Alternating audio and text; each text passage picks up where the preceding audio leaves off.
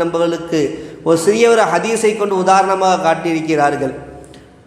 இப்னு Abbas ரலியல்லாஹு அன்ஹு ரசூலுல்லாஹி ஸல்லல்லாஹு அலைஹி வஸல்லம் அவங்க சொல்கிறாங்க, இப்னு அப்பாஸ் ரலியல்லாஹு, யா குலாம், என்னுடைய குழந்தையே, நல்லா நீங்கள் கவனிங்க. ரசூலுல்லாஹி ஸல்லல்லாஹு அலைஹி வஸல்லம் அவங்க என்னுடைய குழந்தையன்னு சொல்கிறாங்க.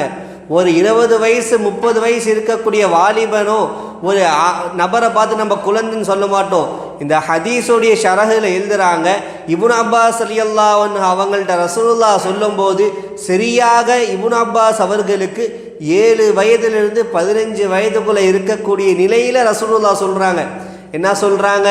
யா குலாம், என்னுடைய குழந்தையே, இன்னி உஅல்லிமுக பிகலிமாத்தின், நான் உனக்கு சில வார்த்தைகளை கற்றுத்தருகிறேன். அது என்ன வார்த்தை ரசூலுல்லாஹ் பின்னாடி சொல்கிறாங்க பாருங்க. யஹ்ஃபதில்லா, உன்னுடைய வாழ்க்கையில் நீ இந்த உலகத்தில் வாழக்கூடிய அத்துணை காலமும் அல்லாஹுடைய விஷயத்தை நீ பாதுகாத்து பிடித்துக்கொள். அல்லாஹு தாலா சொன்ன 5 வேளை தொழுகையை நீ சரியாக தொழுகு. அல்லாஹ் நோன்பு வைக்க சொன்ன இந்த ரமலானுடைய மாதத்தில் நீ சரியாக நோன்பு வை.